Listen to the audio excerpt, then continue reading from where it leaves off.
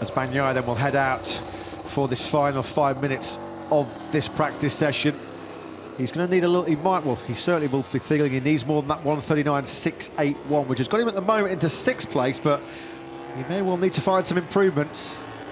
And if you do, your rider is outside that top 10, there is a chance still, don't worry, because Matt, when you've only got, say you've got 1 lap or maximum 2 to get your time in, and it doesn't go right, for example, you get someone in the way, the wind pushes you off on that last turn, you know, track limits, something, they'll bail out and come back in, you know, and we haven't seen the best from them yet. Quartararo's coming very, very late here, hasn't he? There's only 4 minutes 40 seconds of the session remaining. He's in pit lane. He knew it too, didn't he? Yes, a frustrated Fabio right now. And speaking of frustrated riders that are really under the cosh, Joan Mir, it has not been the 26th birthday he was hoping for on that factory Honda. He loves this Barcelona circuit, top 6 in all 4 of his MotoGP starts here, including a second 2020. Mir at the moment is last, 2.2 seconds off the best pace set by Zarco. Lovely slide from Luca. Yeah, and then he flicks it hard right into that tyre-punishing turn 3, 3rd gear, 170 kilometres an hour. So many wonderful corners, high-speed corners around this Circuit de Barcelona, Catalunya.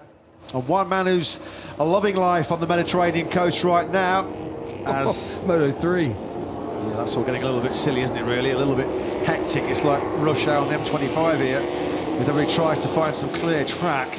It's like either needle stuff here in this final sector. No problems dropping down the hill into turn 5 then for Miguel Oliveira. He needs to find some late speed. He's finding some late speed. 13th at the moment for the Portuguese man.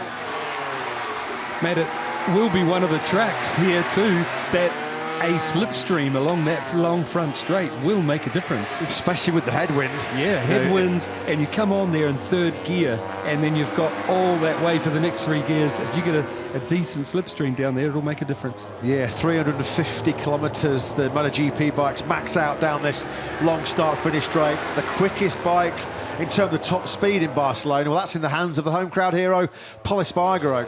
350.6 kilometres an hour. That's shared by Miguel Oliveira. The year-old Aprilia still rapid as Maverick Vinales. Brilliant. Look how he's attacking that final corner. The 3rd gear, 125 kilometres an hour final corner. And Maverick Vinales is so close to that 138, a 139.048. Puts him over 2/10 clear then of Joan Zarco. Oliveira does force the issue. He's up inside that top 10 now in 8th place. He's been already pushed back down to 9th, so he'll need more than that 139.779. Jack Miller, the factory KTM, snaking sideways on the number 43. Where is Miller at the moment? He's down in P8, a 139.752. How's Aleix Espargaro getting on the factory Aprilia, the man who was so dominant throughout practice and qualifying here in his home Grand Prix 1 year ago. Aleix is 139.389. Surely that's going to be good enough to get him directly into Q2. Brad Binder needs a big lap here, Simon. Yeah, he was estimated 5th, but I'm not sure if he got held up by Luca Marini there. Fingers crossed, not. He's going to get a couple more laps here, isn't he? Over the line he comes. So here he goes then, Binder 4th place. Wow, great job that last sector. You feel that should be enough. Look at that, the team really knew that was the significance of that. They know he's got to get through into Q2, and look at this from Aleix Espargaro. We may well be looking at a man who already has the all-time lap record here around his beloved Barcelona circuit.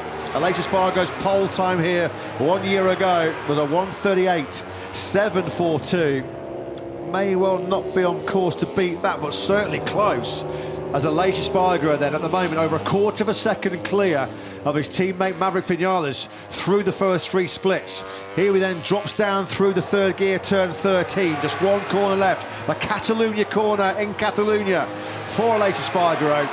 This is going to be P1 surely in this section. Is it a new all-time lap record? It is. That's a superb lap. What a statement that is by Aleix Espargaro. The home crowd will be loving that. A 1:38.686. Aleix Espargaro fires in a new all-time lap record, beating his own 14-month benchmark from last June. Awesome job by Aleix. Yeah, love him or not, that was class from Aleix. He put that together so well. It's not easy, Matt, like we were talking about, to put it that lap together, no mistake, and no crash. Brilliant job. Absolutely awesome. And there's yellow flags here late on, which are going to cost some riders lap times, aren't they? Yellow flags out in sector 3. It looks like it's in between turns 8 and 9 on that graphic on the bottom right-hand corner of your screens. So that could be key here. Some riders are going to make it over for one more lap, including the men we're seeing on screens there. Bagnaia, Alex Marquez, Binder got over the line by a whisker. Zarco has taken the checkered flag, so the best he can hope for is 4th. Looks like he might well be safe inside that top 10. The Gian Antonio in 8th place at the moment. Fabio Quartararo's taken the checkered flag, 17th for the Frenchman. Marc Marquez has taken the checkered flag. He's in 19th place, and at the moment, as it stands, well, it's unlikely to change. The 4 Hondas here in Barcelona are going to take the last 4 places. Marc Marquez 19th, Nakagami 20th, Leclerc 21st, and Mia 22nd. That yellow flag is still out in sector 3, so everybody's going to have these late laps cancelled. And the 2 Yamahas right ahead on the same lap time, more or less, right ahead of the 4 Hondas. So, late yellow flag drama here then in Barcelona. That's going to be pivotal. It's not going to have any impact on Aleix Espargaro's brilliance, as Fabio Quartararo at a circuit where 14 months ago, his last visit to Barcelona last June, he was a dominant runaway winner from 3rd place. He won from 2020. He won in 2020 from the front row as well. A Moto2 winner here as well. Fabio Quartararo, 17th, 1.4 seconds away from Aleix Espargaro.